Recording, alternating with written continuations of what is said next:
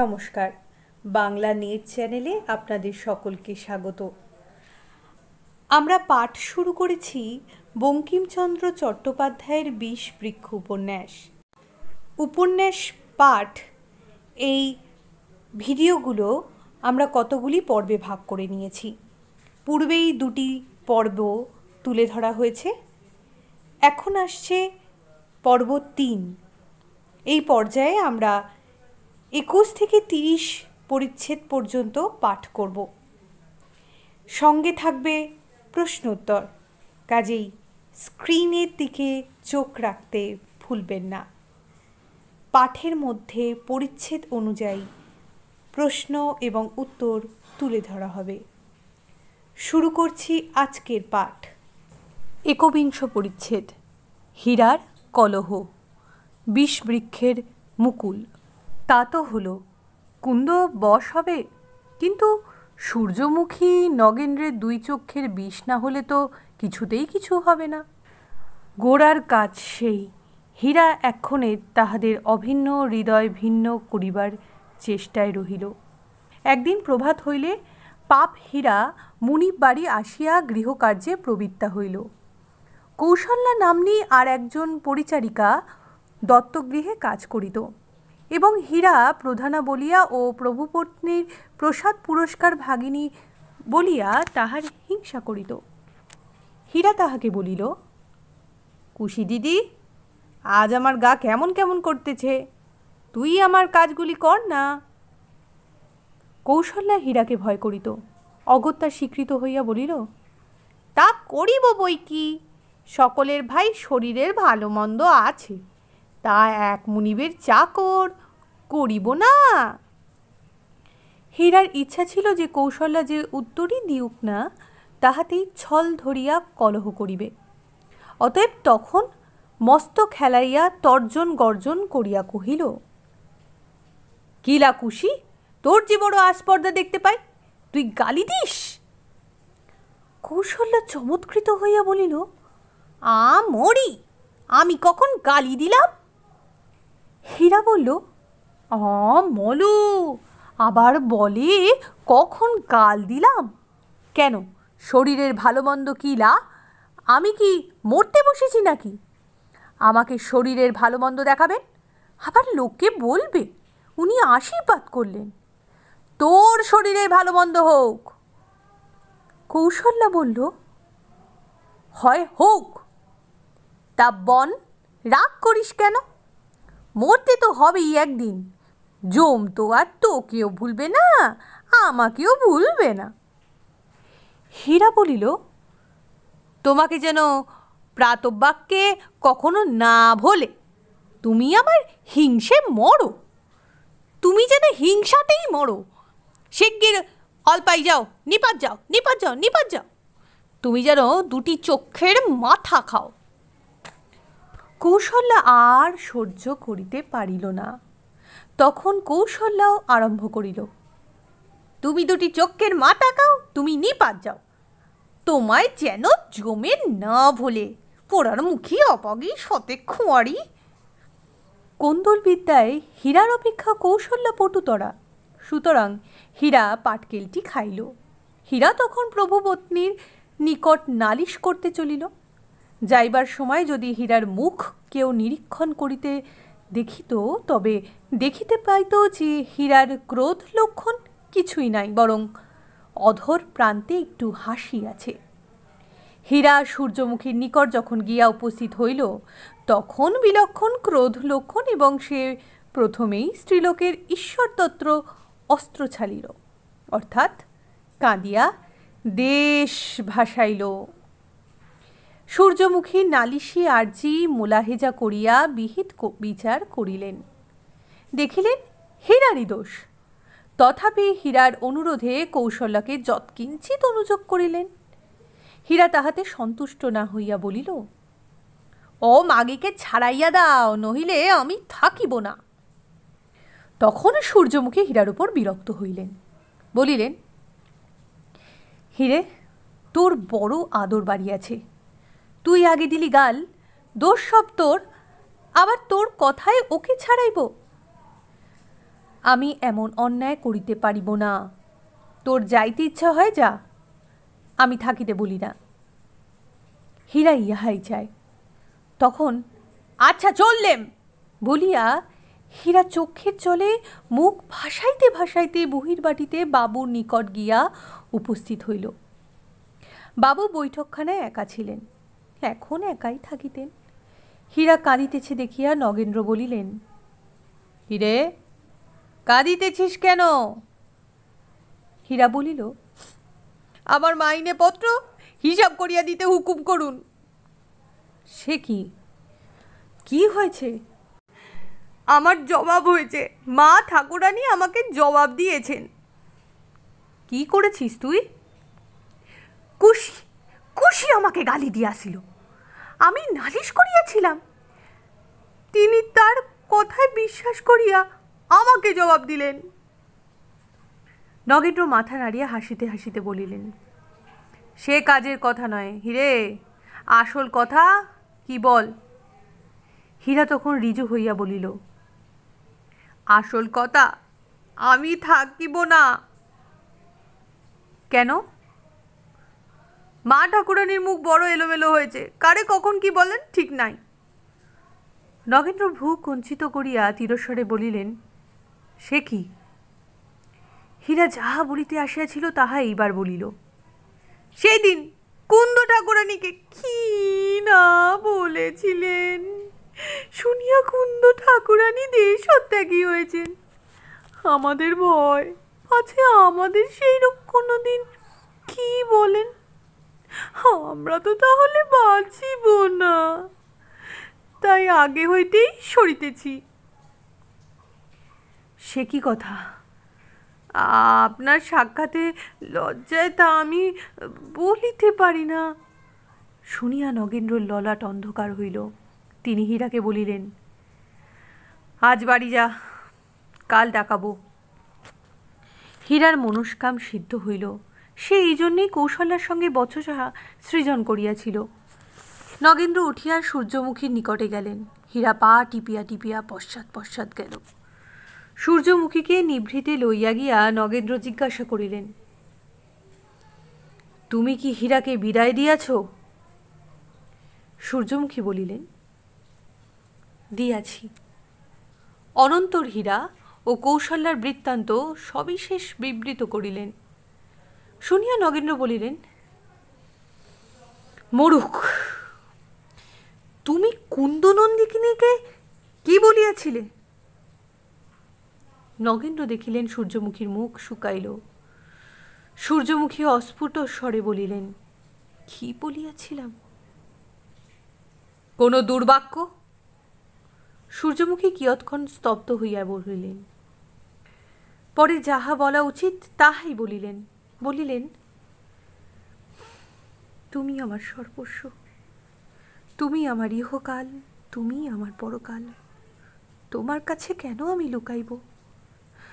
কখনো কোনো কথা তোমার কাছে লুকাই নাই, আজ কেন একজন পরের কথা তোমার কাছে লুকাইব? আমি কুন্দকে কুকথা বলিয়াছিলাম, পাছে তুমি রাগ করো বলিয়া তোমার কাছে ভরসা করিয়া বলি নাই।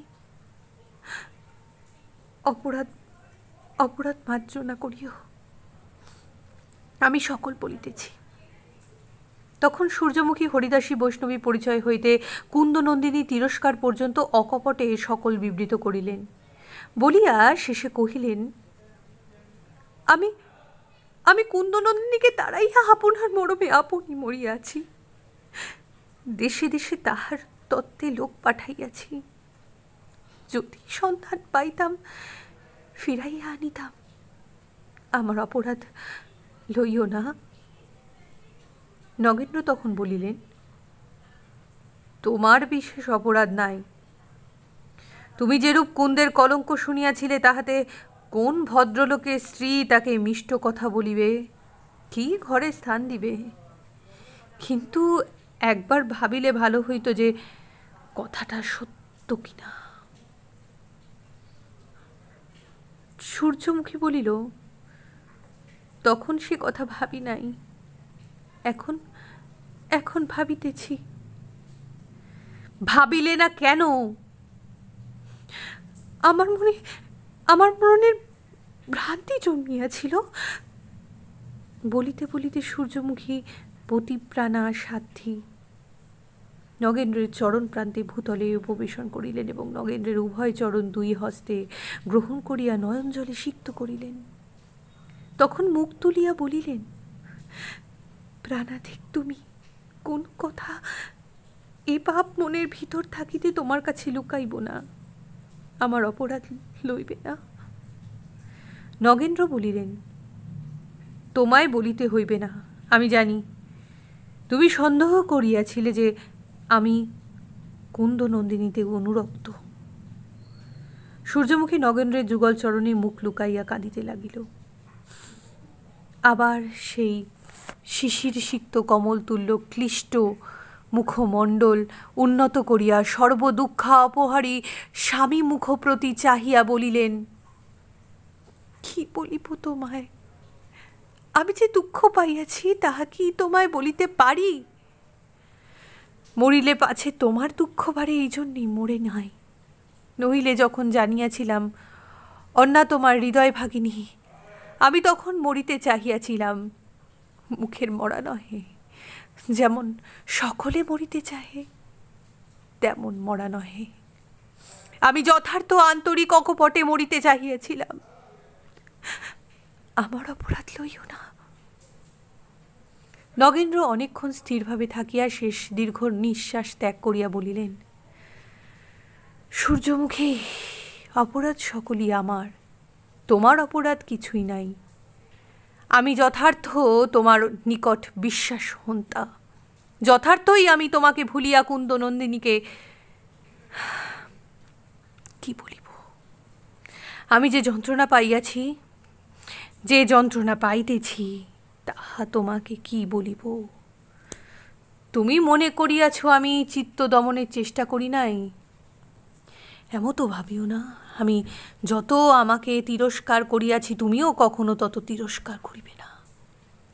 আমি বাবাত্তা, আমার চিত্ত বশ হইল না।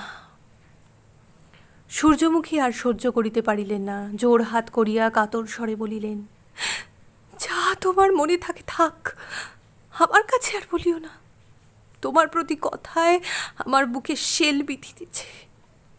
আমার অদৃষ্টে যাহা ছিল তাহা ঘটিয়াছে, আর শুনিতে চাই না। এই সকল আমার অশ্রাব্য। না, তা নয় সূর্যমুখী, আরও শুনিতে হইবে। যদি কথা পারিলে তবে মনের কথা ব্যক্ত করিয়া বলি, কেননা অনেক দিন হইতে বলি বলি করিতেছি, আমি এ সংসার ত্যাগ করিব, মরিব না, কিন্তু দেশান্তরে যাইব। বাড়ি ঘর সংসারে আর সুখ নাই, তোমাতে আমার আর সুখ নাই। আমি তোমার অযোগ্য স্বামী, আমি আর কাছে থাকিয়া তোমাকে ক্লেশ দিব না। কুন্দনন্দিনীকে সন্ধান করিয়া আমি দেশ দেশান্তরে ফিরিব। তুমি এ গৃহে গৃহিণী থাকো, মনে মনে ভাবিও তুমি বিধবা। যাহার স্বামী এরূপ পামর, সে বিধবা নয় তো কি? কিন্তু আমি পামর হই আর যাই হই, তোমাকে প্রবঞ্চনা করিব না। আমি অনুনকাত প্রাণ হইয়াছি, সে কথা তোমাকে স্পষ্ট বলিব। এখন আমি দেশত্যাগ করিয়া চলিলাম। যদি কুন্দনন্দিনীকে ভুলিতে পারি তবে আবার আসিব, নচেত তোমার সঙ্গে এই সাক্ষাৎ। এই শেলসম কথা শুনিয়া সূর্যমুখী কি বলিবেন? কয়েক মুহূর্ত প্রস্তরময়ী মূর্তিবৎ পৃথিবী পানে চাহিয়া রহিলেন, পরে সেই ভূতলে অধোমুখে শুইয়া পড়িলেন। মাটিতে মুখ লুকাইয়া সূর্যমুখী কাঁদিলেন কি? হত্যাকারী ব্যাঘ্র যেরূপ হত জীবের যন্ত্রণা দেখে, নগেন্দ্র সেইরূপ স্থিরভাবে দাঁড়াইয়া দেখিতেছিলেন, মনে মনে বলিতেছিলেন, সেই তো মরিতে হইবে, তার আজ কাল কি? জগদীশ্বরের ইচ্ছে, আমি কি করিব? আমি কি মনে করিলে ইহার প্রতিকার করিতে পারি? আমি মরিতে পারি, কিন্তু তাহাতে সূর্যমুখী বাঁচিবে না।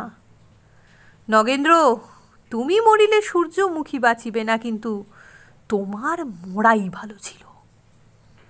দণ্ডেক পরে সূর্যমুখী উঠিয়া বসিলেন, আবার স্বামীর পায়ে ধরিয়া বলিলেন, এক ভিক্ষা। কি? আর 1 মাস মাত্র গৃহে থাকো। ইতিমধ্যে যদি কুন্দনন্দিনীকে না পাওয়া যায় তবে তুমি দেশত্যাগ করিও, আমি মানা করিব না। নগেন্দ্র মৌনভাবে বাহির হইয়া গেলেন। মনে মনে আর 1 মাস থাকিতে স্বীকার করিলেন। সূর্যমুখীও তাহা বুঝিলেন। তিনি গগনশীল নগেন্দ্রের মূর্তি প্রতি চাহিয়াছিলেন। সূর্যমুখী মনে মনে বলিতেছিলেন, আমার সর্বস্ব ধন, তোমার পায়ের কাঁটাটি তুলিবার জন্য প্রাণ দিতে পারি। তুমি পাপ, সূর্যমুখীর জন্য দেশত্যাগী হইবে। তুমি বড় না, আমি বড়। 22 পরিচ্ছেদ। চোরের ওপর বাটপাড়ি। হীরাদাসীর চাকরি গেল, কিন্তু দত্তবাড়ির সঙ্গে সম্বন্ধ ঘুচিল না। সেই বাড়ির সংবাদের জন্য হীরা সর্বদা ব্যস্ত। সেখানকার লোক পাইলে ধরিয়া বসাইয়া গল্প ফাঁদে। কথার ছলে সূর্যমুখীর প্রতি নগেন্দ্রের কি ভাব তাহা জানিয়া লয়। যেদিন কাহারও সাক্ষাৎ না পায় সেদিন ছল করিয়া বাবুদের বাড়িতেই আসিয়া বসে। দাসী মহলে 5 রকম কথা পারিয়া অভিপ্রায় সিদ্ধ করিয়া চলিয়া যায়। এইরূপে কিছুদিন গেল, কিন্তু একদিন একটি গোলযোগ উপস্থিত হইবার সম্ভাবনা হইয়া উঠিল। দেবেন্দ্রের নিকট হীরার পরিচয়বোধী হীরার বাড়ি মালতী গোয়ালিনীর কিছু ঘন ঘনই যাতায়াত হইতে লাগিল।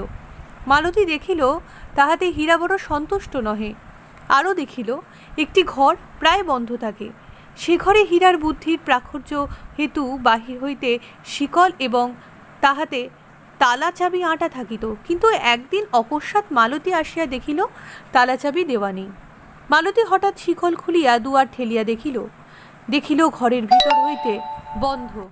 তখন সে বুঝিল ইহার ভিতর মানুষ থাকে। মালতী হীরাকে কিছু বলিল না, কিন্তু মনে মনে ভাবিতে লাগিল, মানুষটা কে? প্রথমে ভাবিল পুরুষ মানুষ, কিন্তু কে কার কে? মালতী সকলই তা জানিত। এ কথা সে বড় মনে স্থান দিল না। শেষে তাহার মনে মনে সন্দেহ হইল, কুন্দই বা এখানে আছে। কুন্দের নিরুদ্দেশ হওয়ার কথা মালতী সকলেই শুনিয়াছিল। এখন সন্দেহ ভজনার্থ শীঘ্র সদুপায় করিল। হীরা বাবুদিগের বাড়ি হইতে একটি হরিণ শিশু আনিয়াছিল। সেটি বড় চঞ্চল বলিয়া বাঁধাই থাকিত। একদিন মালতী তাহাকে আহার করাইতেছিল। আহার করাইতে করাইতে হীরার অলক্ষ্যে তাহার বন্ধন খুলিয়া দিল। হরিণ শিশু মুক্ত হইবা মাত্র বেগে বাহিরে পলায়ন করিল। দেখিল হীরা ধরিবার জন্য তাহার পশ্চাৎ পশ্চাৎ গেল। হীরা যখন ছুটিয়া যায়, মালতী তখন ব্যগ্রস্বরে ডাকিতে লাগিল, হিরে, ও হিরে, ও গঙ্গা জল। হীরা দূরে গেলে মালতী আছড়াইয়া কাঁদিয়া উঠিল, ও মা, আমার গঙ্গা জল এমন হলো কেন? এই বলিয়া কাঁদিতে কাঁদিতে কুন্দের দ্বারে ঘা মারিয়া কাতর স্বরে বলিতে লাগিল, কুন্দ ঠাকুরন, কুন্দ, শীঘ্র বাহির হও, গঙ্গা জল কেমন হয়েছে। সুতরাং কুন্দ ব্যস্ত হইয়া দ্বার খুলিল। মালতী তাহাকে দেখিয়া হি হি করিয়া হাসিয়া পলাইল। কুন্দ দ্বার রুদ্ধ করিল। পাছে হীরা তিরস্কার করে বলিয়া হীরাকে কিছু বলিল না। মালতী গিয়া দেবেন্দ্রকে সন্ধান বলিল। দেবেন্দ্র স্থির করিলেন স্বয়ং হীরার বাটি গিয়া এসপার কি ওসপার যা হয় একটা করিয়া আসিবেন। কিন্তু সেদিন একটা পার্টি ছিল, সুতরাং জুটিতে পারিল না। পরদিন যাইবেন। 23 পরিচ্ছদ। পিঞ্জরের পাখি। কুন্দ এখন পিঞ্জরের পাখি, সতত চঞ্চল। 2টি ভিন্ন দিক অভিমুখগামিনী স্রোতবর্ষতি পরস্পরের প্রতিহত হইলে স্রোতবেগে বাড়াইয়াই ওঠে। কুন্দর হৃদয়ে তাহাই হইল। এদিকে মহালজ্জা, অপমান, তিরস্কার, মুখ দেখাইবার উপায় নাই। সূর্যমুখী তো বাড়ি হইতেই দূর করিয়া দিয়াছেন, কিন্তু সেই লজ্জা স্রোতের ওপরে প্রণয় স্রোত আসিয়া পড়িল। পরস্পর প্রতিঘাতে প্রণয় প্রবাহী বাড়াইয়া উঠিল। বড় নদীতে ছোট নদী ডুবিয়া গেল। সূর্যমুখীকৃত অপমান ক্রমে বিলুপ্ত হইতে লাগিল। সূর্যমুখী আর মনে স্থান পাইলেন না।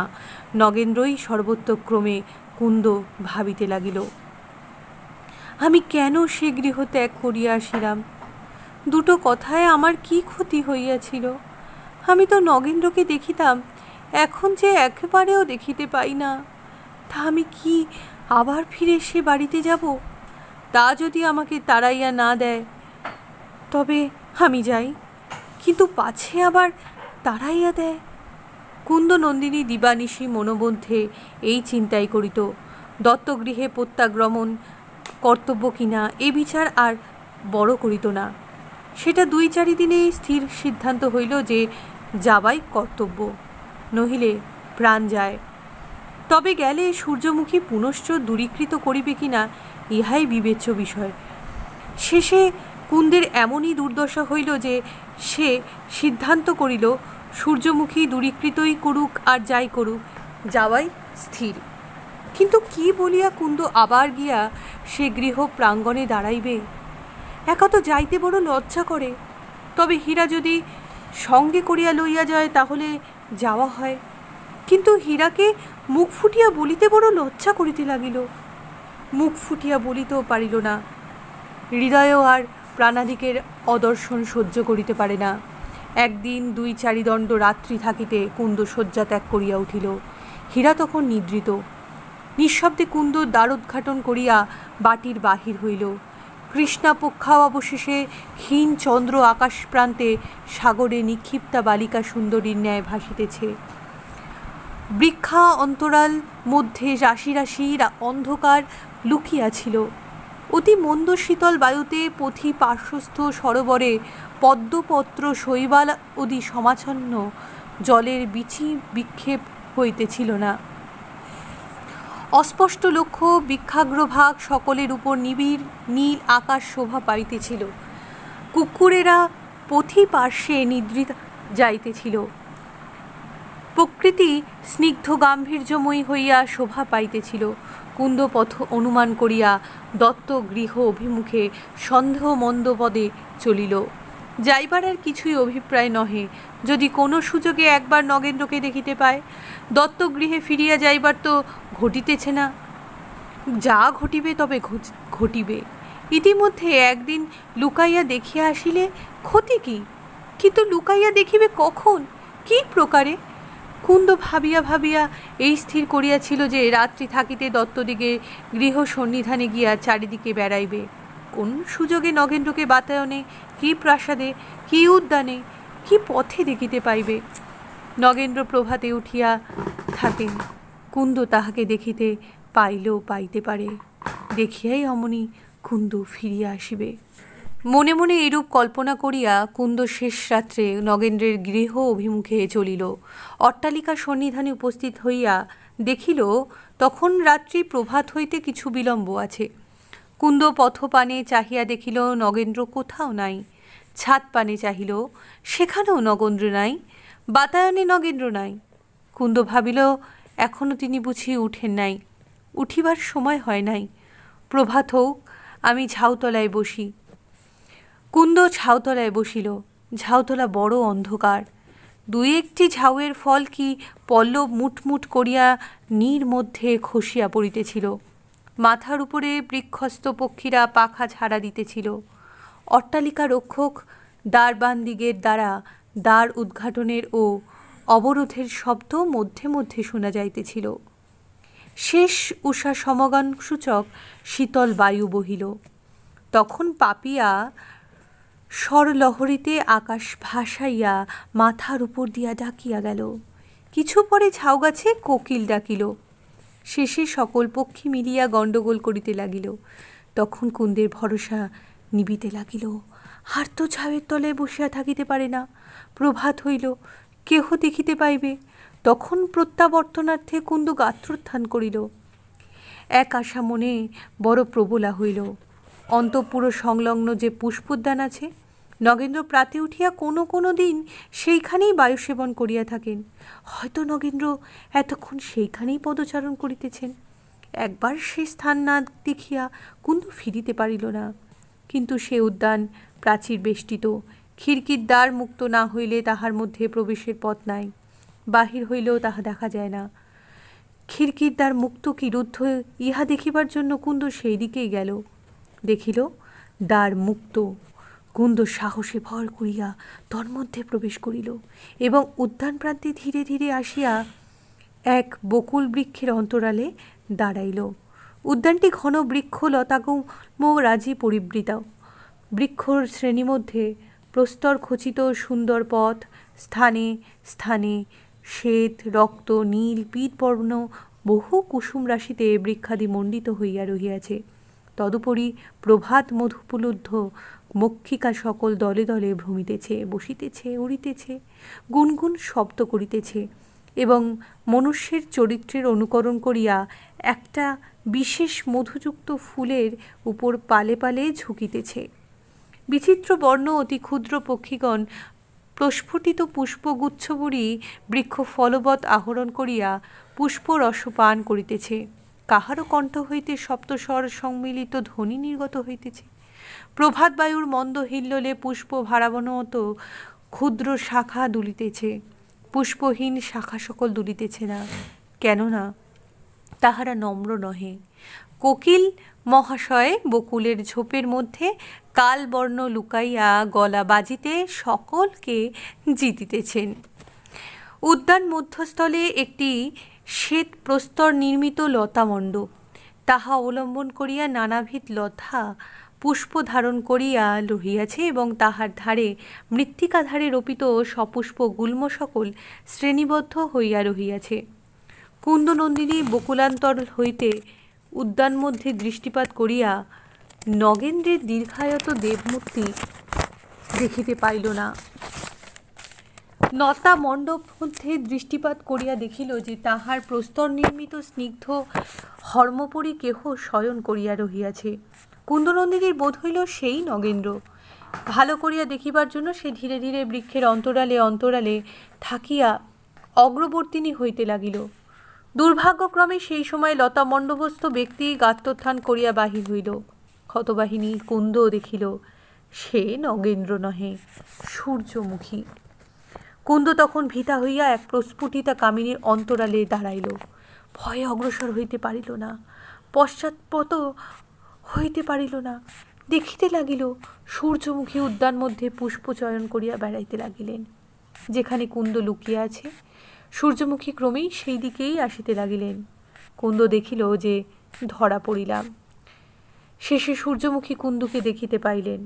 দূর হইতে চিনিতে না পারিয়া জিজ্ঞাসা করিলেন, ও কে গা? কুন্দ ভয়ে নীরব হইয়া রহিল, পা সরিল না।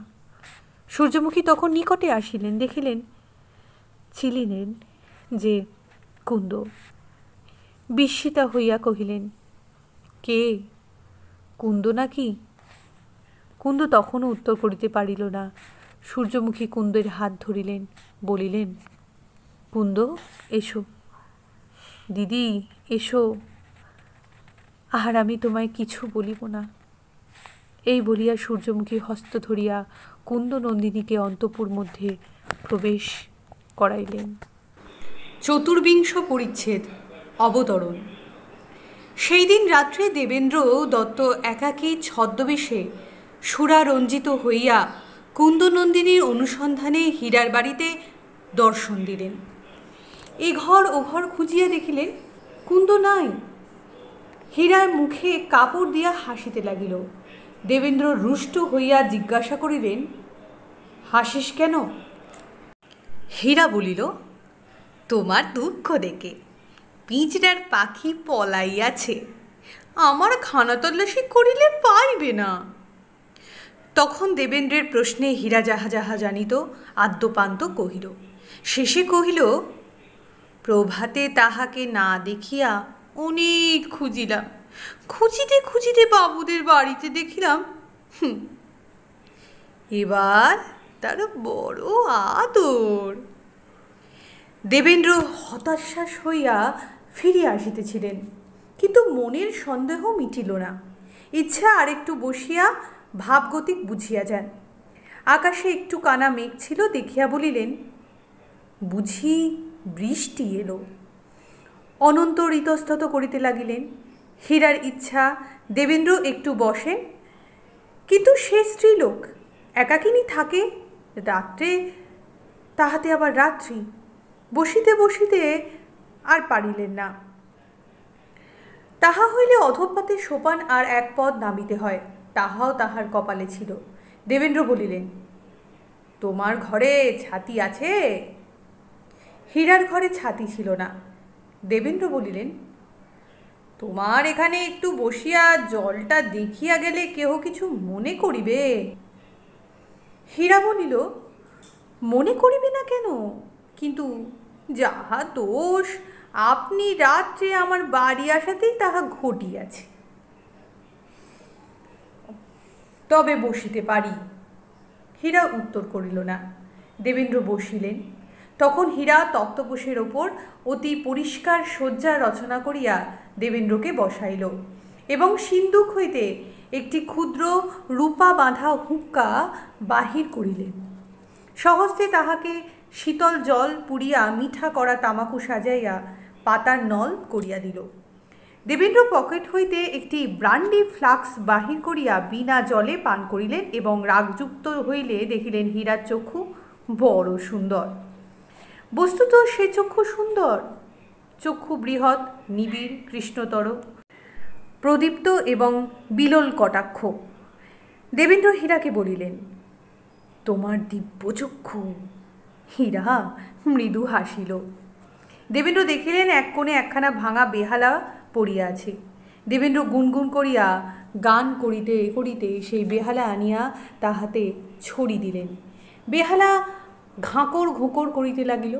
দেবেন্দ্র জিজ্ঞাসা করিলেন, এ বেহালা কোথায় পাহিলে? হীরা কহিল, একজন ভিকারির কাছে কিনিয়াছিলাম। দেবেন্দ্র বেহালা হস্তে লইয়া এক প্রকার চলনসই করিয়া লইলেন এবং তাহার সহিত কণ্ঠ মিলাইয়া মধুর স্বরে মধুর ভাবযুক্ত মধুর পদ মধুর ভাবে গাইলেন। হীরার চক্ষু আরও জ্বলিতে লাগিল। ক্ষণকালের জন্য হীরার সম্পূর্ণ আত্মবিস্মৃতি জন্মিল।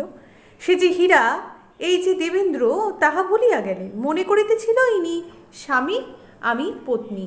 মনে করিতেছিল বিধাতা দুইজনকে পরস্পরের জন্য সৃজন করিয়া বহুকাল হইতে মিলিত করিয়াছেন। বহুকাল হইতে যেন উভয়ের প্রণয় সুখে উভয়ই সুখী।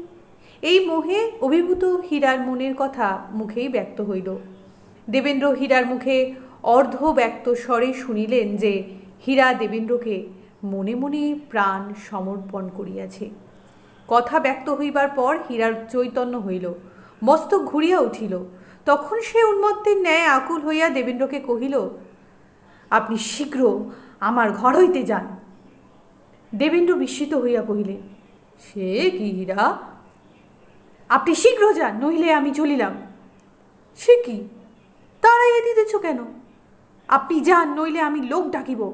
আপনি কেন আমার সর্বনাশ করিতে আসিয়াছিলেন?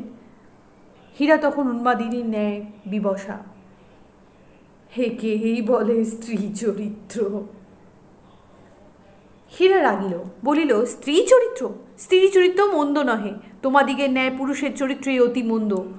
তোমাদের ধর্মজ্ঞান নাই, পরের ভালো মন্দ বোধ নেই, কেবল আপনার সুখ খুঁজিয়া বেড়াও।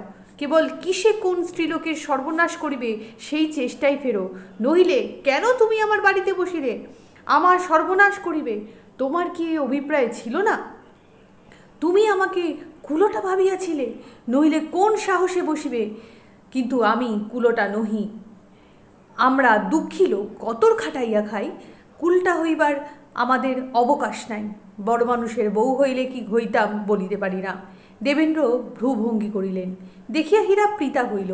পরে উন্নমিতাননে দেবেন্দ্রের প্রতি স্ত্রীর দৃষ্টি করিয়া কোমলতর স্বরে কহিতে লাগিল, প্রভু, আমি আপনার রূপ গুণে দেখিয়া পাগল হইয়াছি, কিন্তু আমাকে কুলটা বিবেচনা করিবেন না। আমি আপনাকে দেখিলেই সুখী হই, এই জন্য আপনি আমার ঘরে বসিতে চাহিলে বারণ করিতে পারি নাই। কিন্তু অবলা স্ত্রীজাতি, আমি বারণ করিতে পারি নাই বলিয়া কি আপনার বসা উচিত হইয়াছে? আপনি মহা পাপিষ্ঠ, এই ছলে ঘরে প্রবেশ করিয়া আমার সর্বনাশ করিতে চেষ্টা করিয়াছেন। আমি এখনই আপনি এখান থেকে যান। দেবেন্দ্র আর এক ঢোক পান করিয়া বলিলেন, ভালো ভালো হিরে, তুমি ভালো বক্তৃতা করিয়াছ।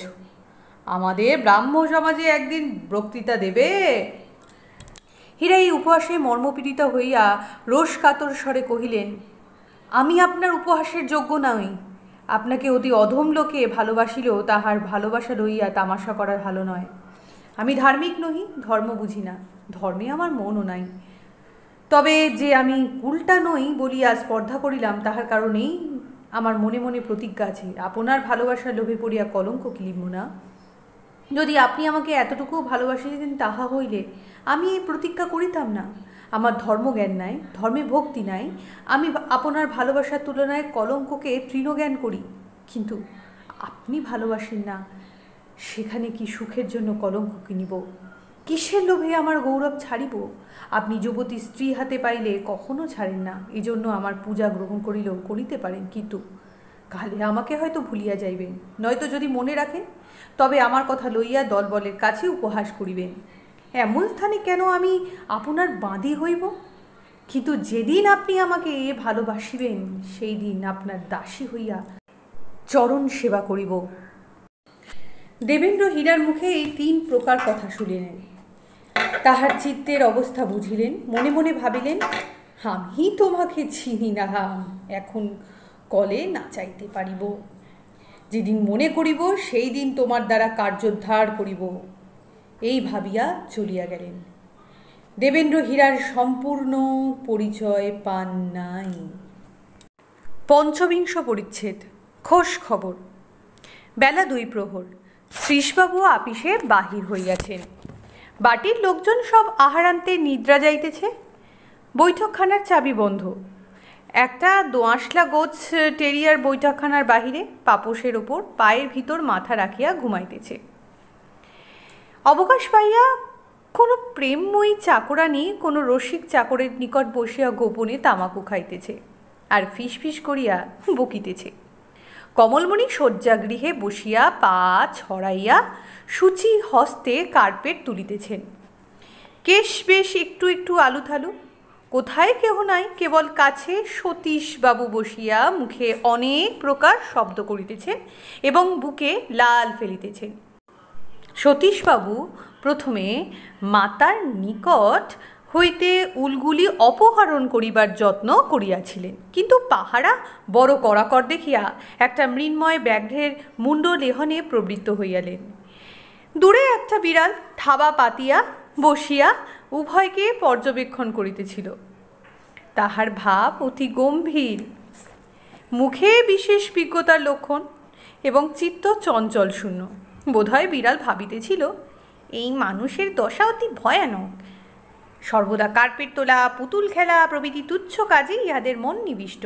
ধর্মকর্মে মতি নাই, বিড়াল জাতির আহার যোগাইবার মন নাই, অতএব ইহাদের পরকালে কি হইবে? অন্যত্র একটা টিকটিকি প্রাচীর অবলম্বন করিয়া ঊর্ধ্ব মুখে একটি মক্ষিকার প্রতি দৃষ্টিপাত করিতেছিল।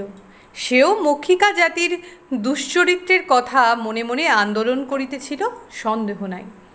একটি প্রজাপতি উড়িয়া বেড়াইতেছিল। সতীশবাবু সেখানে বসিয়া সন্দেশ ভোজন করিয়াছিলেন। ঝাঁকে ঝাঁকে সেখানে মাছি বসিতেছিল, পিপিলিকারাও সার দিতে আরম্ভ করিয়াছিল। ক্ষণকাল পরে টিকটিকি মক্ষিকাকে হস্তগত করিতে না পারিয়া অন্যদিকে সরিয়া গেল।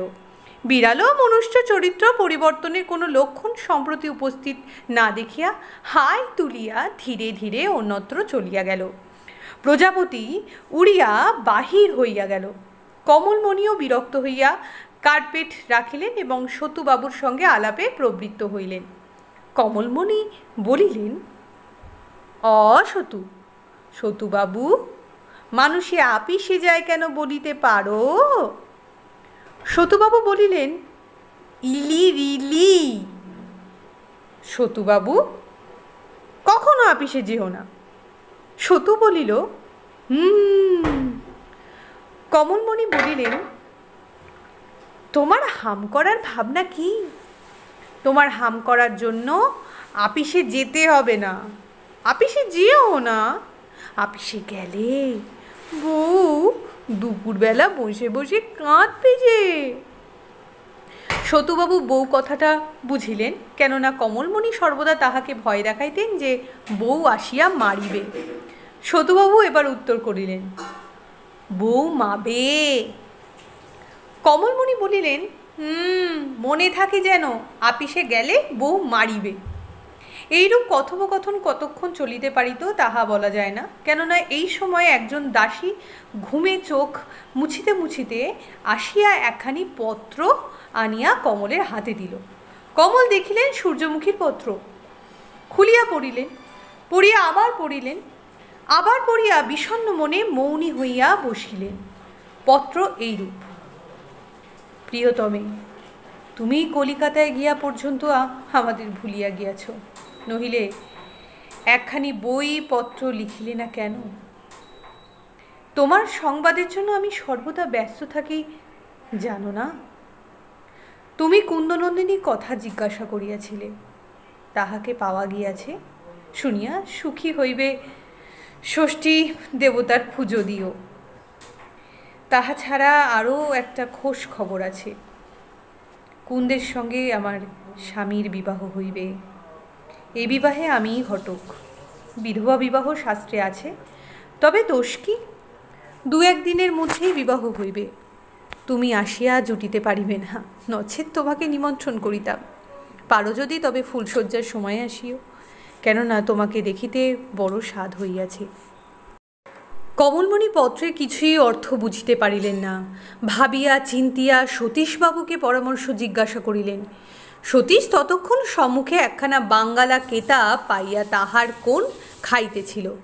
কমলমণি তাহাকে পত্রখানি পড়িয়া শুনাইলেন, জিজ্ঞাসা করিলেন, এর মানে কি বল দেখি সতুবাবু? সতুবাবু রস বুঝিলেন, মাতার হাতের ওপর ভর দিয়া দাঁড়াইয়া উঠিয়া কমলমণির নাসিকা ভোজনে প্রবৃত্ত হইলেন। সুতরাং কমলমণি সূর্যমুখীকে ভুলিয়া গেলেন। সতুবাবুর নাসিকা ভোজন সমাপ্ত হইলে কমলমণি আবার সূর্যমুখীর পত্র পড়িতে লাগিলেন। মনে মনে বলিলেন, এ সতুবাবুর কর্ম নয়, হে আমার সেই মন্ত্রীটি নইলে হইবে না। মন্ত্রীর আপিস কি ফুরায় না? সতুবাবু আজ এসো, আমরা রাগ করিয়া থাকি। যথাসময় মন্ত্রীবর শ্রীশচন্দ্র আপিস হইতে আসিয়া ধরাচূড়া ছাড়িলেন। কমলমণি তাহাকে জল খাওয়াইয়া শেষে সতীশকে লইয়া রাগ করিয়া গিয়া খাটের ওপর শুইলেন। শ্রীশচন্দ্র রাগ দেখিয়া হাসিতে হাসিতে হুক্কা লইয়া দূরে কৌচের ওপর গিয়া বসিলেন। হুক্কাকে সাক্ষী করিয়া বলিলেন, হে হুক্কে, তুমি পেটে ধরো গঙ্গা জল, মাথায় ধরো আগুন। তুমি সাক্ষী, যারা আমার উপর রাগ করেছে তারা এখনই আমার সঙ্গে কথা কবে কবে কবে কবে, নহিলে আমি তোমার মাথায় আগুন দিয়া এইখানে বসিয়া 10 ছিলিম তামাক পোড়াবো। শুনিয়া কমলমণি উঠিয়া বসিয়া মধুর কোপে নীলোৎপল তুল্য চক্ষু ঘুরাইয়া বলিলেন, আর 10 ছিলিম তামাক মানে না। 1 ছিলিমের টানের জ্বালায় আমি একটি কথা কইতে পাই না, আবার 10 ছিলিম তামাক খায়। আমি আর কি ভেসেছি? এই বলিয়া শয্যা ত্যাগ করিয়া উঠিলেন এবং হুকা হইতে ছিলিম তুলিয়া লইয়া সাগ্নিক তামাক ঠাকুরকে বিসর্জন দিলেন। এই রূপে কমলমণি দুর্জয় মান ভঞ্জন হইলে তিনি মানের কারণের পরিচয় দিয়া সূর্যমুখীর পত্র পড়িতে লইলেন এবং বলিলেন, ইহার অর্থ করিয়া দাও, তা নইলে আজ মন্ত্রীবরের মাহিয়ানা কাটিব। শ্রীশচন্দ্র বলিলেন, বরং আগাম মাহিয়ানা দাও, অর্থ করিব। কমলমণি শ্রীশচন্দ্রের মুখের কাছে মুখ আনিলেন। শ্রীশচন্দ্র মাহিয়ানা আদায় করিলেন। তখন পত্র পড়িয়া বলিলেন, এটা তামাশা। কোনটা তামাশা? তোমার কথাটা না পত্রখানা? পত্রখানা। হাজি মন্ত্রীমশাইকে ডিসচার্জ করিব। ঘটে কি এই বুদ্ধিটুকু নাই? মেয়ে মানুষ কি এমন তামাশা মুখে আনিতে পারে? তবে যা তামাশা করে পারে না তা সত্য সত্য পারে, প্রাণের দায় পারে। আমার বোধ হয় সত্য। সে কি সত্য? সত্য? মিথ্যা বলি তো কমলমণির মাথা খায়। শ্রীশচন্দ্র কমলের গাল টিপিয়া দিলেন।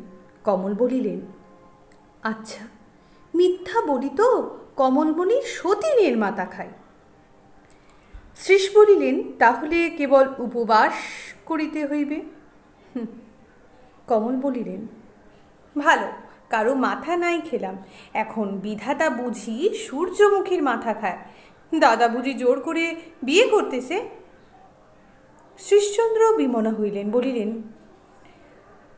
আমি কিছু বুঝিতে পারিতেছি না, নগেন্দ্রকে পত্র লিখিব, কি বলো? কমলমণি তাহাতে সম্মত হইলেন। শ্রীশচন্দ্র ব্যঙ্গ করিয়া পত্র লিখিলেন। নগেন্দ্র প্রত্যুত্তরে যাহা লিখিলেন তাহা এই, ভাই, আমাকে ঘৃণা করিও না, অথবা সে ভিক্ষাতেই বা কাজ কি? ঘৃণাস্পদকে অবশ্য ঘৃণা করিবে। আমি এ বিবাহ করিব, যদি পৃথিবীর সকলে আমাকে ত্যাগ করে তথাপি আমি বিবাহ করিব, নচেৎ আমি উন্মাদগ্রস্ত হইব, তাহার বড় বাকিও নাই। এ কথা বলার পর আর বোধহয় কিছু বলিবার আবশ্যক করে না। তোমরাও বোধহয় ইহার পর আমাকে নিবৃত্ত করিবার জন্য কোনো কথা বলিবে না। যদি বলো তবে আমিও তর্ক করিতে প্রস্তুত আছি। যদি কেহ বলে যে বিধবা বিবাহ হিন্দু ধর্মবিরুদ্ধ, তাহাকে বিদ্যাসাগর মহাশয়ে প্রবন্ধ পড়িতে হয়। সেখানে তাদৃশ শাস্ত্র বিশারদ মহামহোপাধ্যায় বলেন যে বিধবা বিবাহ শাস্ত্র সম্মত, তখন কে ইহা অশাস্ত্র বলিবে? আর যদি বলো শাস্ত্র সম্মত হইলেও ইহা সমাজসম্মত নহে, আমি এ বিবাহ করিলে সমাজচ্যুত হইব, তাহার উত্তর, এ গোবিন্দপুরে আমাকে সমাজচ্যুত করে কার সাধ্য? যেখানে আমি সমাজ, সেখানে আমার আবার সমাজচ্যুতি কি? তথাপি আমি তোমাদিগের মনোরক্ষার্থে এই বিবাহ গোপনে রাখিব, আপাতত কেহ জানিবে না। তুমি এ সকল আপত্তি করিবে না, তুমি বলিবে দুই বিবাহ নীতি বিরুদ্ধ কাজ। তাই ভাই, কিসে জানিলে ইহা নীতি বিরুদ্ধ কাজ? তুমি এ কথা ইংরেজের কাছে শিখিয়াছ, নচেৎ ভারতবর্ষে এ কথা তো ছিল না। কিন্তু ইংরেজরা কি অভ্রান্ত? জিহুদার বিধি আছে বলিয়া ইংরেজদিগের এ সংস্কার, কিন্তু তুমি আমি জিহুদি বিধি ঈশ্বর বাক্য বলিয়া মানি না। তবে কি যেহেতু এক পুরুষের দুই বিবাহ নীতি বিরুদ্ধ বলিবে? তুমি বলিবে, যদি এক পুরুষের দুই স্ত্রী হইতে পারে তবে এক স্ত্রীর দুই স্বামী না হয় কেন? উত্তর, এক স্ত্রীর দুই স্বামী হইলে অনেক অনিষ্ট ঘটিবার সম্ভাবনা, এক পুরুষের দুই বিবাহে তাহার সম্ভাবনা নাই। এক স্ত্রীর দুই স্বামী হইলে সন্তানের পিতৃনিরূপণ হয় না, পিতাই সন্তানের পালনকর্তা, তাহারও নিশ্চয় সামাজিক উশৃঙ্খলতা জন্মিতে পারে, কিন্তু পুরুষের দুই বিবাহে সন্তানের মাতার অনিশ্চয়তা জন্মায় না, ইত্যাদি আরও অনেক কথা বলা যাইতে পারে। যাহা অধিকাংশ লোকের অনিষ্টকারক তাহাই নীতিবিরুদ্ধ। তুমি যদি পুরুষের দুই বিবাহ নীতিবিরুদ্ধ বিবেচনা করো, তবে দেখাও যে ইহা অধিকাংশ লোকের অনিষ্টকর। গৃহে কলহাদির কথা বলিয়া আমাকে যুক্তি দিবে, আমি একটা যুক্তির কথা বলিব। আমি নিঃসন্তান, আমি মরিয়া গেলে আমার পিতৃকুলের নাম লুপ্ত হইবে। আমি এ বিবাহ করিলে সন্তান হইবার সম্ভাবনা, ইহা কি অযুক্তি? শেষ আপত্তি সূর্যমুখী। স্নেহময়ী পত্নীর স্বপত্নী কণ্টক করি কেন? উত্তর, সূর্যমুখী এই বিবাহে দুঃখিতা নহেন, তিনি বিবাহের প্রসঙ্গ উত্থাপন করিয়াছেন, তিনিই ইহাতে আমাকে প্রবৃত্তি করিয়াছেন, তিনি ইহাতে উদ্যোগী। তবে আর কাহার আপত্তি? তবে কোন কারণে আমি এই বিবাহ নিন্দনীয়? ষড়বিংশ পরিচ্ছেদ, কাহার আপত্তি। কমলমণি পত্র পড়িয়া বলিলেন, কোন কারণে নিন্দনীয় জগদীশ্বর জানে, কিন্তু কি ভ্রম, পুরুষে বুঝি কিছুই বুঝে না। যা হোক মন্ত্রীবর, আপনি শয্যা করুন, আমাদিগের গোবিন্দপুরে যাইতে হইবে। তুমি কি বিবাহ বন্ধ করিতে পারিবে? না পারি, দাদার সম্মুখে মরিব। তাহা পারিবে না, তবে নূতন ভাইজের নাক কাটিয়া আনিতে পারিবে। চলো সেই উদ্দেশ্যেই যাই। তখন উভয়েই গোবিন্দপুর যাত্রার উদ্যোগ করিতে লাগিলেন। পরদিন প্রাতে তাহারা নৌকা আরোহণে গোবিন্দপুর যাত্রা করিলেন। যথাকালে তথায় উপস্থিত হইলেন। বাড়িতে প্রবেশ করিবার পূর্বেই দাসীগণের এবং পল্লীস্থ স্ত্রীলোকদিগের সহিত সাক্ষাৎ হইল। অনেকেই কমলমুনিকে নৌকা হইতে লইতে আসিল। বিবাহ হইয়া গিয়াছে কিনা জানিবার জন্য তাহার ও তাহার স্বামীর নিতান্ত ব্যগ্রতা জন্মিয়াছিল, কিন্তু দুইজনের কেহই একথা কাহাকে জিজ্ঞাসা করিতে পারিল না। এই লজ্জার কথা কি প্রকারে অপর লোককে মুখ ফুটিয়া জিজ্ঞাসা করেন? অতি ব্যস্তয়ে কমলমণি অন্তঃপুরে প্রবেশ করিলেন। এবার সতীশ যে পশ্চাতে পড়িয়া রহিল তাহা ভুলিয়া গেলেন। বাটির ভিতর প্রবেশ করিয়া স্পষ্ট স্বরে সাহস শূন্য হইয়া দাসীদিগকে জিজ্ঞাসা করিলেন যে সূর্যমুখী কোথায়। মনে ভয়ে পাছে কেহ বলিয়া ফেলে যে বিবাহ হইয়া গিয়াছে, পাছে কেহ বলিয়া ফেলে সূর্যমুখী মরিয়াছে। দাসীরা বলিয়া দিল সূর্যমুখী স্বয়ং গৃহে আছেন। কমলমণি ছুটিয়া স্বয়ং গৃহে গেলেন। প্রবেশ করিয়া প্রথমে কাহাকেও দেখিতে পাইলেন না। মুহূর্তকাল ইতস্তত নিরীক্ষণ করিলেন। শেষে দেখিতে পাইলেন ঘরের কোণে এক রুদ্ধ গবাক্ষ সন্নিধানে অধবদনে একটি স্ত্রীলোক বসিয়া আছে। কমলমণি তাহার মুখ দেখিতে পাইলেন না, কিন্তু চিনিলেন যে সূর্যমুখী। পরে সূর্যমুখী তাহার পদধ্বনি পাইয়া উঠিয়া কাছে আসিলেন। সূর্যমুখীকে দেখিয়া কমলমণি বিবাহ হইয়াছে কিনা ইহা জিজ্ঞাসা করিতে পারিলেন না। সূর্যমুখীর কাঁধের হার উঠিয়া পড়িয়াছে। নবদেবতারু তুল্য সূর্যমুখীর দেহতরু ধনুকের মতো ভাঙিয়া পড়িয়াছে। সূর্যমুখীর প্রফুল্ল পদ্মপলাশ চক্ষু কোটরে পড়িয়াছে। সূর্যমুখীর পদ্ম মুখ দীর্ঘাকৃত হইয়াছে। কমলমণি বুঝিলেন যে বিবাহ হইয়া গিয়াছে। জিজ্ঞাসা করিলেন কবে হলো? সূর্যমুখী সেইরূপ মৃদুস্বরে বলিলেন কাল।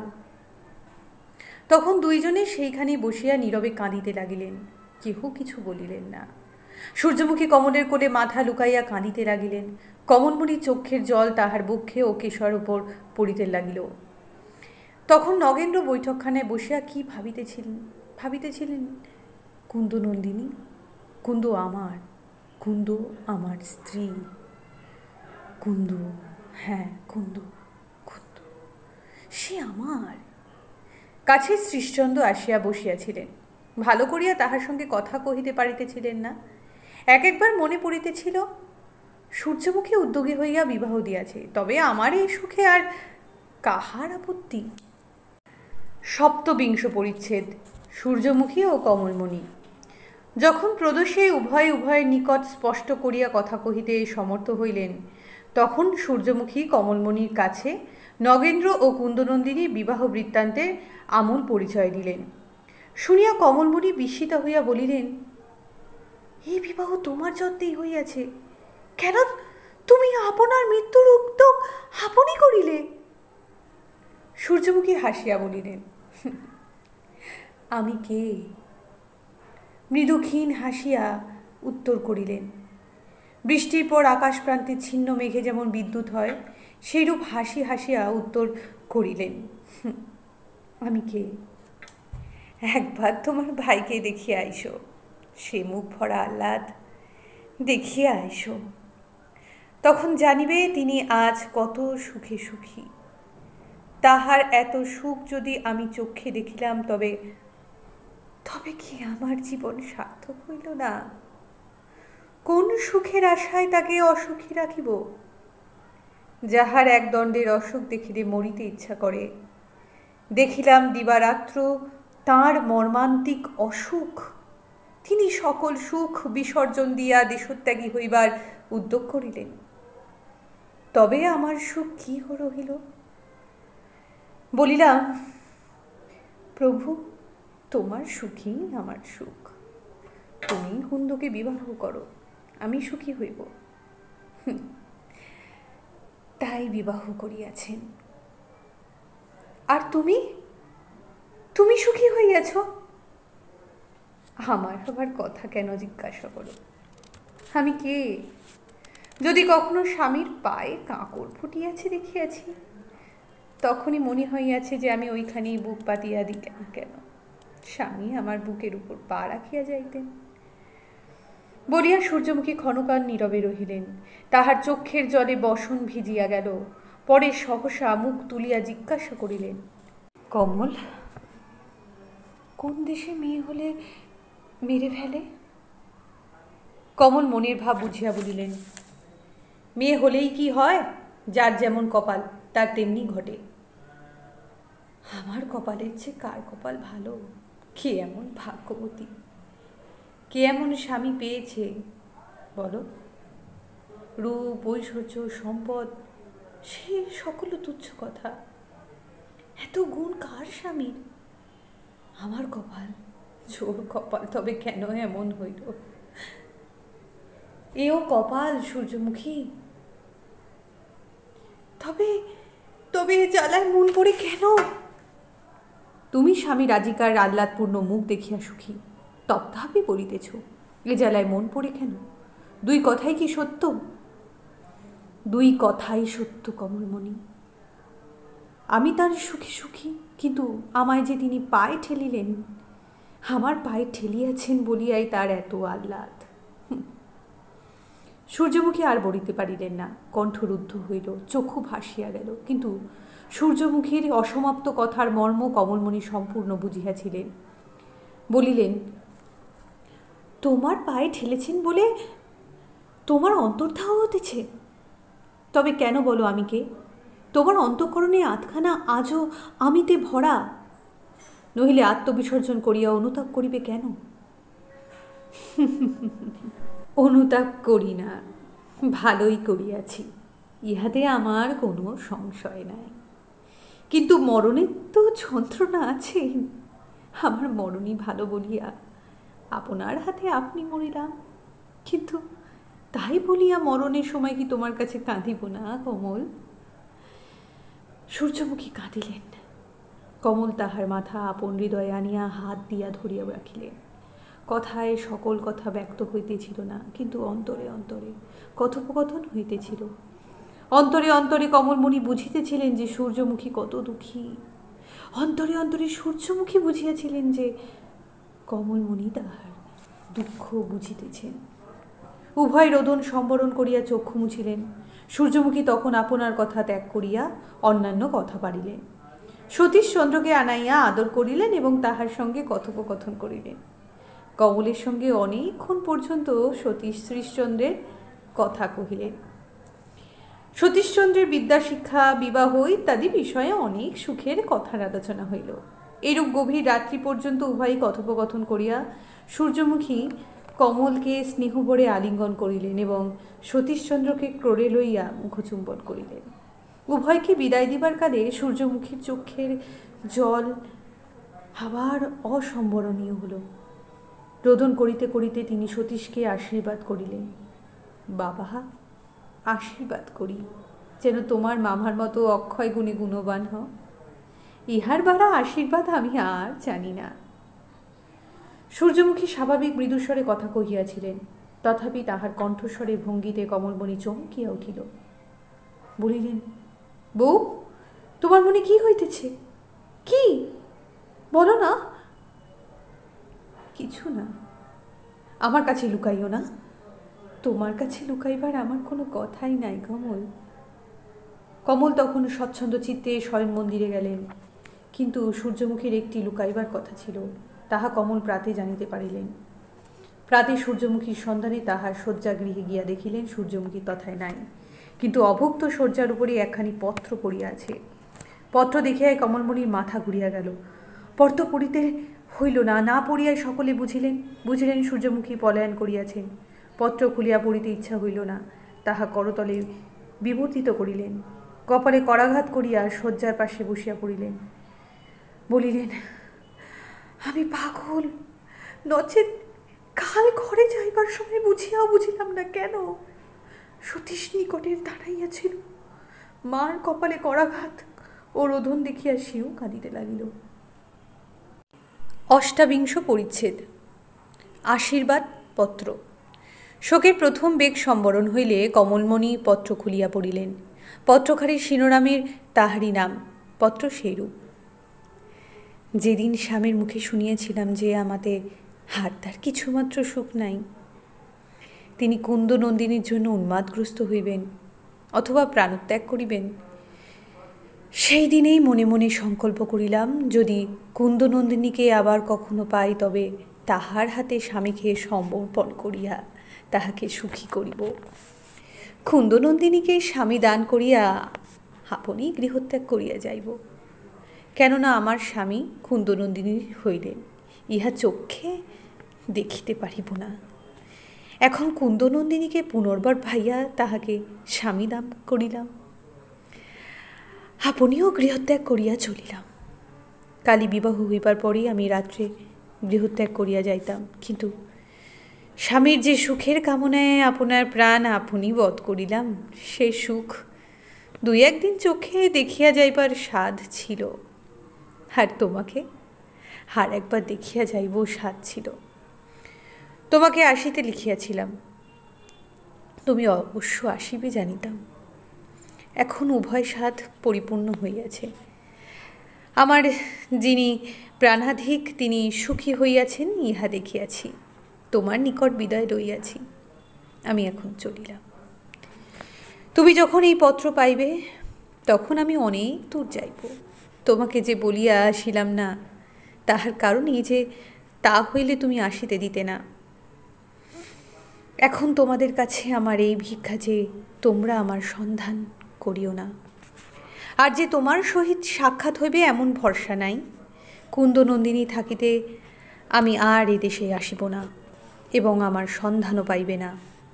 আমি এখন পথের কাঙালিনী হইলাম, ভিখারিণী বেশে দেশে দেশে ফিরিব, ভিক্ষা করিয়া দিনপাত করিব। আমাকে কে চিনিবে?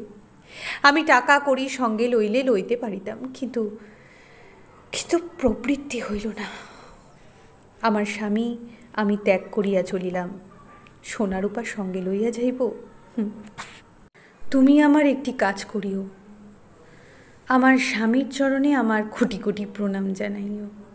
আমি তাহাকে পত্র লিখিয়া যাইবার জন্য অনেক চেষ্টা করিলাম, কিন্তু পারিলাম না। চোখের জলে অক্ষর দেখিতে পাইলাম না। কাগজ ভিজিয়া নষ্ট হইল, কাগজ ছিঁড়িয়া ফেলিয়া আবার লিখিলাম, আবার ছিঁড়িলাম, কিন্তু আমার বলিবার যে কথা আছে তাহা কোনো পত্রেই বলিতে পারিলাম না।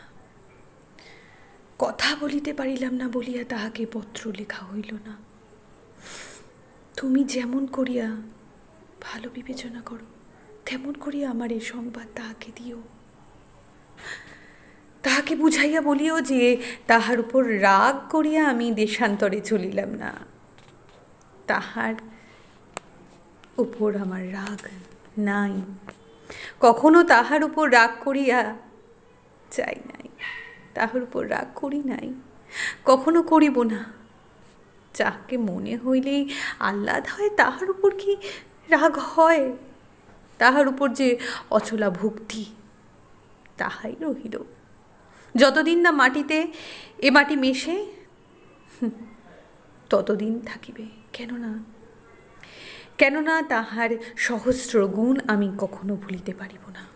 এত গুণ কাহারও নাই, এত গুণ কাহারও নাই বলিয়াই আমি তাহার দাসী। এ দোষে যদি তাহার সহস্র গুণ ভুলিতে পারিতাম তবে আমি তাহার দাসী হইবার যোগ্য নহি। তাহার নিকট আমি জন্মের মতো বিদায় লইলাম, জন্মের মতো স্বামীর কাছে বিদায় লইলাম। ইহাতেই জানিতে পারিবে যে আমি কত দুঃখে সর্বত্যাগিনী হইতেছি। তোমার কাছে জন্মের মতো বিদায় নিলাম।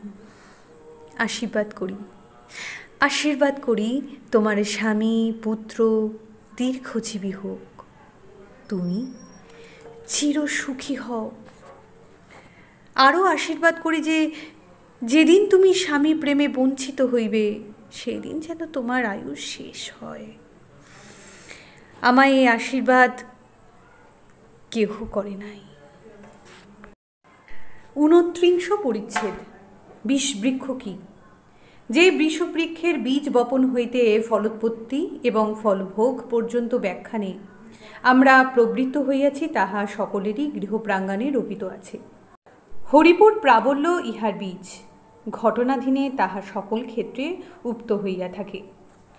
কেহই এমন মনুষ্য নাই যে তাহার চিত্র রাগ, দেশ, কাম, ক্রোধাদির অস্পৃশ্য। জ্ঞানী ব্যক্তিরাও ঘটনাধীনে সেই সকল রিপু কর্তৃক বিচলিত হইয়া থাকে। কিন্তু মনুষ্যে মনুষ্যে প্রভেদ এই যে কেহ আপন উচ্ছ্বলিত মনোবৃত্তি সকল সংযত করিতে পারেন এবং সংযত করিয়া থাকে, সেই ব্যক্তি মাহাত্ম্য। কেহ বা আপন চিত্ত সংযত করে না, তাহারই জন্য বিষ বৃক্ষের বীজ উক্ত হয়।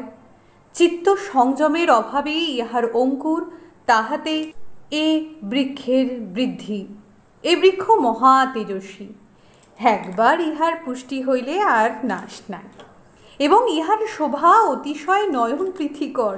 দূর হইতে ইহার বিবিধ বর্ণ, পল্লব এবং সমৎফুল্ল মুকুলদাম দেখিতে অতি রমণীয়, কিন্তু ইহার ফল বিষময়, যে খায় সেই মরে। ক্ষেত্রভেদে বৃষবৃক্ষে নানা ফল ফলে, পাত্র বিশেষে বিষবৃক্ষে রোগ শোকাদি নানাবিধ ফল। চিত্ত সংযম পক্ষে প্রথমত চিত্ত সংযমে প্রবৃত্তি, দ্বিতীয়ত চিত্ত সংযমের শক্তি আবশ্যক। ইহার মধ্যে শক্তি প্রকৃতি জন্যা, প্রবৃত্তি শিক্ষা জন্যা। প্রকৃতি ও শিক্ষার উপর নির্ভর করে, সুতরাং চিত্ত সংযম পক্ষেই শিক্ষাই মূল। কিন্তু গুরু উপদেশকে কেবল শিক্ষা বলিতেছি না, অন্তঃকরণের পক্ষে দুঃখভোগী প্রধান শিক্ষা। নগেন্দ্রের এই শিক্ষা কখনো হয় নাই। জগদীশ্বর তাহাকে সকল সুখের অধিপতি করিয়া পৃথিবীতে পাঠাইয়াছিলেন। কান্তরূপ, অতুল ঐশ্বর্য, নীরোগ শরীর, সর্বব্যাপিনী বিদ্যা, সুশীল চরিত্র, স্নেহময়ী সাধ্বী স্ত্রী, এই সকল একজনের ভাগ্যে প্রায় ঘটে না।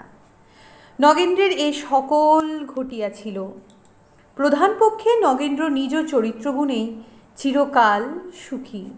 তিনি সত্যবাদী অথচ প্রিয়ংবদ, পরোপকারী অথচ ন্যায়নিষ্ঠ, দাতা অথচ মিতব্যয়ী, স্নেহশীল অথচ কর্তব্য কর্মে স্থির সংকল্প। পিতা মাতা বর্তমান থাকিতে তাহাদিগের নিতান্ত ভক্ত এবং প্রিয়কারী ছিলেন, ভার্যার প্রতি নিতান্ত অনুরক্ত ছিলেন, বন্ধুর হিতকারী, ভৃত্যের প্রতি কৃপাবান, অনুগতের প্রতিপালক, শত্রুর প্রতি বিবাদ শূন্য। তিনি পরামর্শে বিজ্ঞ, কার্যে সরল, আলাপে নম্র, রহস্যে বাঙ্ময়। এই রূপ চরিত্রের পুরস্কারই অবিচ্ছিন্ন সুখ। নগেন্দ্রের আশৈশব তাহাই ঘটিয়াছিল। তাহার দেশে সম্মান, বিদেশে যশ, অনুগত ভৃত্য, প্রজাগণের সন্নিধানে ভক্তি, সূর্যমুখীর নিকট অবিচলিত, অপরিমিত, অকলুষিত স্নেহরাশি। যদি তাহার কপালে এত সুখ না ঘটিত, তবে তিনি কখনো এত দুঃখী হইতেন না। দুঃখী না হইলে লোভে পড়িতে হয় না। যাহার যাহাতে অভাব, তাহার তাহাতেই লোভ। কুন্দ নন্দিনীকে লুব্ধ লোচনে দেখিবার পূর্বে নগেন্দ্র কখনো লোভে পড়েন নাই, কেননা কখনো কিছুরই অভাব জানিতে পারেন নাই। সুতরাং লোভ সম্বরণ করিবার জন্য যে মানসিক অভ্যাস বা শিক্ষা আবশ্যক, তাহা তাহার হয় নাই। এই জন্যই তিনি চিত্ত সংযমে প্রবৃত্ত হইয়াও সক্ষম হইলেন না। অবিচ্ছিন্ন সুখ দুঃখের মূল। পূর্বগামী দুঃখ ব্যতীত স্থায়ী সুখ জন্মে না। নগেন্দ্রের যে দোষ নাই এমতো বলি না, তাহার দোষ গুরুতর। প্রায়শ্চিত্ত গুরুতর আরম্ভ হইল। ৩০ পরিচ্ছেদ অন্বেষণ। বলা বাহুল্য যে যখন সূর্যমুখীর পলায়নের সংবাদ গৃহমধ্যে রাষ্ট্র হইল, তখন তাহার অন্বেষণে লোক পাঠাইবার বড় তাড়াতাড়ি পড়িয়া গেল। নগেন্দ্র চারিদিকে লোক পাঠাইলেন, শ্রীশচন্দ্র লোক পাঠাইলেন, কমলমণি চারিদিকে লোক পাঠাইলেন। বড় বড় দাসীরা জলের কলসি ফেলিয়া ছুটিল। হিন্দুস্তানি দারবানেরা বাঁশের লাঠি হাতে করিয়া তুলো ভরা ফরাসি ছিটের মেরজায় গায়ে দিয়া মশমশ করিয়া নাগরা জুতোর শব্দ করিয়া চলিলেন। খানসামারা গামছা কাঁধে গোট কাঁকালে মাতা ঠাকুরানীকে ফেরাতে চলিল। কতগুলি আত্মীয় লোক গাড়ি লইয়া বড় রাস্তায় গেল। গ্রামস্থ লোক মাঠে ঘাটে খুঁজিয়া দেখিতে লাগিল, কোথাও বা গাছতলায় কমিটি করিয়া তামাকও পোড়াইতে লাগিল। ভদ্রলোকেরাও বারোয়ারির আটচালায়, শিবের মন্দিরের রকে, ন্যায় কচকচি ঠাকুরের টোলে, অন্যান্য তথাবিধ স্থানে বসিয়া ঘোঁট করিতে লাগিলেন। মাগি ছাগি স্নানের ঘাটগুলাকে ছোট আদালত করিয়া তুলিল। বালক মহলে ঘোর পরবাহ বাঁধিয়া গেল। অনেক ছেলে ভরসা করিতে লাগিল পাঠশালার ছুটি হইবে। প্রথমে শ্রীশচন্দ্র নগেন্দ্র এবং কমলকে ভরসা দিতে লাগলেন। তিনি কখনো পথ হাঁটেন নাই, কত দূর যাইবেন? এই 1 পোয়া 8 ক্রোশ পথ গিয়াও কোথাও বসিয়া আছেন। এখনই সন্ধান পাইব।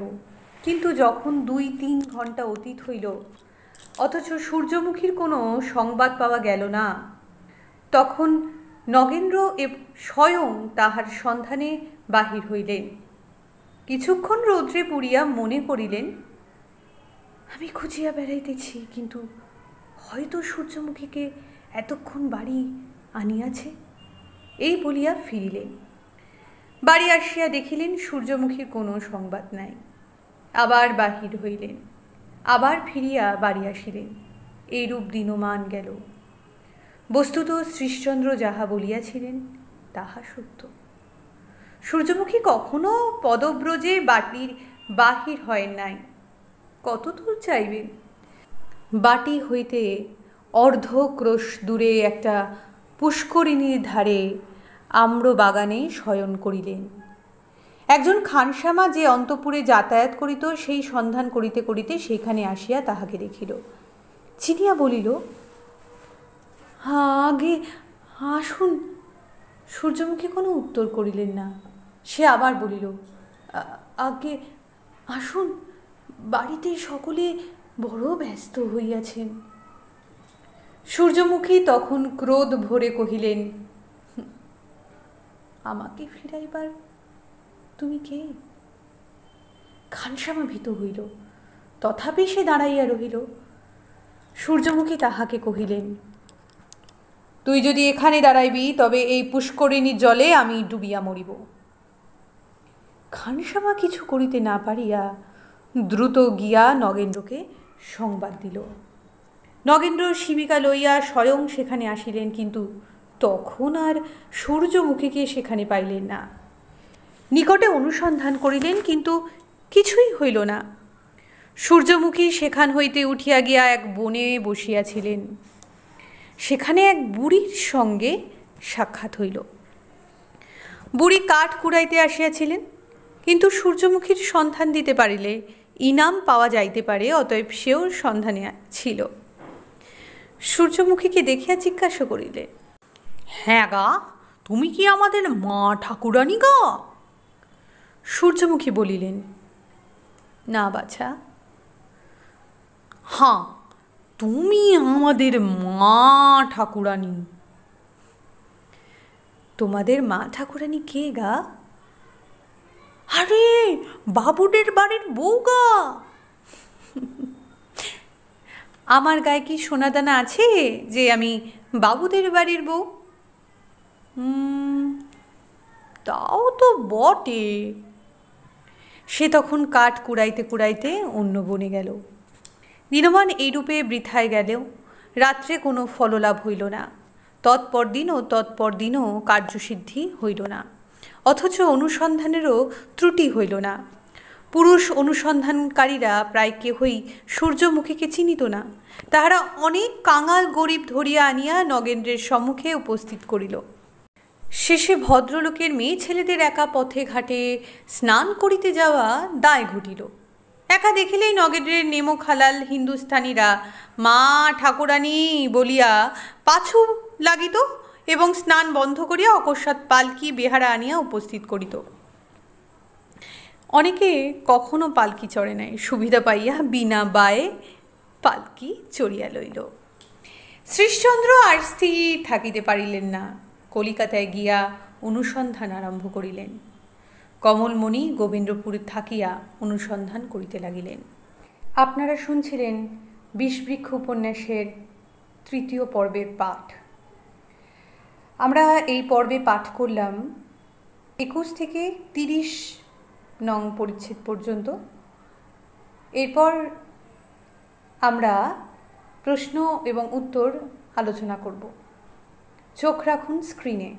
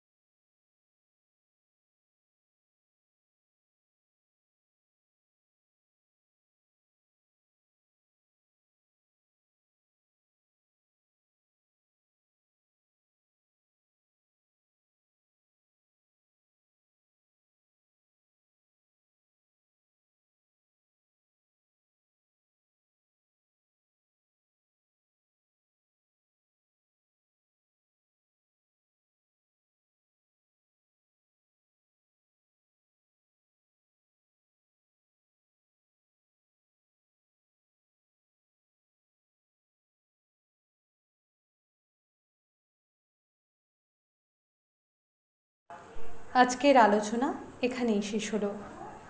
পরবর্তী পর্বে আমরা বিষবৃক্ষ উপন্যাসের বাকি পরিচ্ছেদগুলো তুলে ধরব এবং সঙ্গে থাকবে প্রশ্ন এবং উত্তর। দেখতে থাকুন, শুনতে থাকুন বাংলা নেট চ্যানেল এবং পড়তে থাকুন বাংলা সাহিত্য। নমস্কার।